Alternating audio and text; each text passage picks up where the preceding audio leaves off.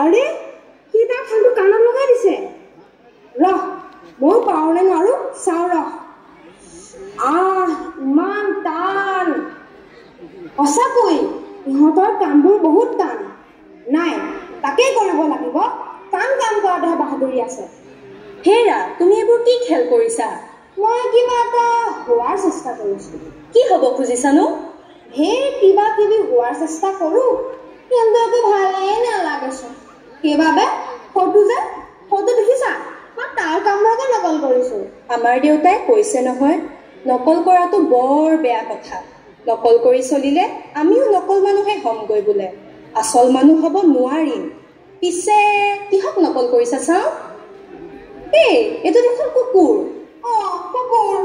তাৰ কামবোৰকে নকল কৰিছো দেউতাই অৱশ্যে কৈছে সকলো প্ৰাণীকে সমানভাৱে চোৱাটো ভাল কথা পিছে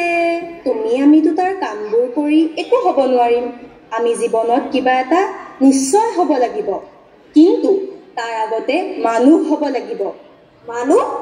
আমি চোন মানুহে আকৌ মানুহ হ'বলৈ কিটো আছে সেইটো ময়ো জানো দেউতাই কৈছে দেখিহে কৈছো আমি বোলে আচল মানুহ হ'ব লাগিব আচল মানুহক কেনেকুৱা আমাৰ নিচিনা দেখাল কিন্তু কামে কাজে মানুহৰ ভালৰ কাৰণে মানুহৰ সহায়ৰ কাৰণে মানুহৰ কল্যাণৰ কাৰণে ভবা মানুহ হ'ব লাগিব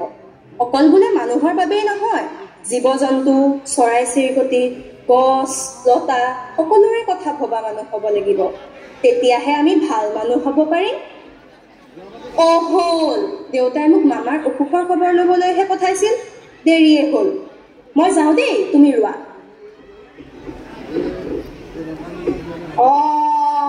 বাজনীৰ দেউতাকে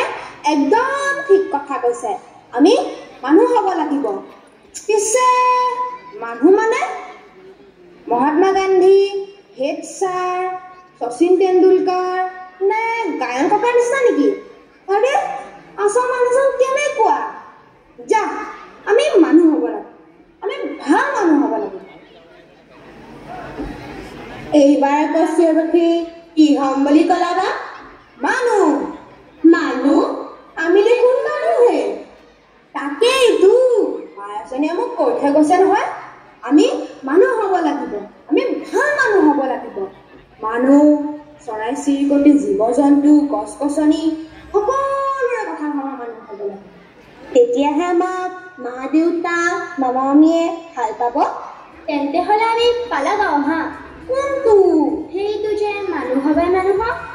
মানুহ হবাই মানুহ